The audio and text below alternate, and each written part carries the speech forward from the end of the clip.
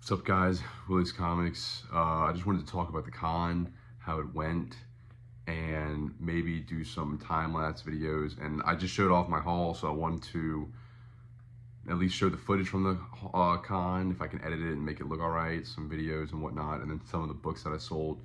So the best book that I sold was a Vampirella #1. Extremely excited about that. I sold one slab. That was it. I traded a slab, but I sold one slab. I sold the sign book. Actually, I sold two sign books, which was cool. I sold a few wall books. I actually had the Vampirella #1. I don't think I sold anything too crazy. I sold the Dead Space 1. I'm just kind of listing off some books that I'm trying to remember off the top of my head. But I sold some nice wall books. Sorry. And it was good. I sold a little bit of everything. I sold some trades. I sold some sets. I thought the sets would do better. Usually they do pretty well, but I sold a few of those. I sold back issue, keys, wall books. Sold a little bit of everything, and it was a really successful show. It's actually better than last time. And going into this show, there's a couple that that they bought from me from Lafayette Comic Con, and they ended up doing the last St. Tammany show. And they were on the back wall, and they had bought two vendor tables. Instead of a vendor booth, they bought two vendor tables for the same price as a singular booth. And I was like, oh, that's a good idea, because for comic books, if you just have the walls behind you, you can have two tables in front of you instead of just one. Unless you're doing it like a walk-in booth, which like Kiss Comics does. But I don't do that. That's not the kind of setup I have. So it would be better to have just like less space depth-wise and just do more space like across. So for the same price, I got more space. So I got to bring basically almost double the amount of stuff. And the only concern I had was that I was on the opposite side of the building as of the entrance. So next time, or going forward when I do the show again, I may get premium vendor tables. Maybe still get two tables, but the premium ones are closer to the entrance. So obviously traffic's gonna naturally you're gonna get a little bit more traffic. You're gonna be seen first, So I think that's gonna be the deal there going forward. But this show was actually better or more successful than the last show. I sold some big books, and I made a little more money, which was good. It's always good. Had fun. I bought a lot of stuff at the PC as well. And got to see a lot of familiar faces, talk to, other vendors and collectors, which is cool. But, like I said, my concern was that positioning would not be as good, but it ended up working out. There was a couple brothers that had inherited an uncle's collection that they had done the previous St. Tammany's, and they were not there this time, which was, I think, a good thing for all the comic book dealers, because they were selling some really nice stuff for really cheap. And they didn't want to just sell it as a collection to somebody. They wanted to get as much as they could, but at a fast. So they were giving good deals, but they also wanted to move it quickly. But they didn't want to sell it all at once where they wouldn't get as much value out of it.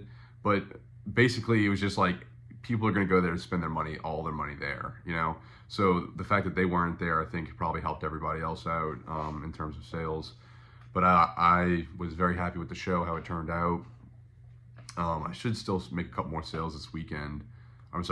Coming up, because I, make connections. I tell people that I have certain books and that they're not here, so you just got to hit me up if you're interested, and I can dig them out for you. So, that deal, that if it's within the next week, then I basically made the same sales at that show, But yeah, the show was great. My dad usually helps me, and at every show. This is the only one. This is actually the first one he couldn't make, so he wasn't able to go. He's out of town, so I had my uncle help me the first day, and my grandpa helped me the second day, and they were both great helps. They were able to watch my stuff while I was able to go and walk around and make some deals and whatnot. And the only real complaint I have from the show is the Wi-Fi hardly worked at all. I don't know what was going on with the Wi-Fi in the convention center, but it just was terrible. I had to walk off with the person I just made a sale with using Square, with my phone, till it to get to a position where it would actually go through and process. So it wasn't like a huge issue, but it was just kind of aggravating to deal with. And like some people wanted to see if were interested in some books. So like trying to look up on eBay what they're worth and all that. It was just difficult. Like it was almost, I wasn't able to do it. What else? Other than that, it was pretty good. This time I made shirts. I'll probably should throw up some pictures and some videos. I had shirts made, so those worked out, great. I was happy with those. I got a fanny pack now, which is funny, but the thought process there is that I can keep all my change and bills that I get on me, on my person, including the Square app reader, rather than it being in my pockets and potentially maybe reaching for my phone and knocking something else out. It's all on me. You do whatever I got to do and put it back so I know where it's at. The Square reader, a few times throughout the few shows I've done, I'll put it down and then we're searching for it because I don't remember where I put it, just because sometimes it gets a little hectic. So that worked out really well. And what else? I think that's about it. I mean, I just wanted to show footage, talk about it. The GoPro was something new. I want to try that again.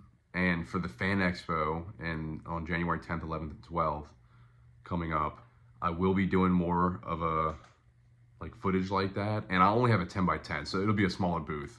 And I think it'll look better. And there's gonna be a lot more foot traffic. So I think that will actually be really, really cool to do.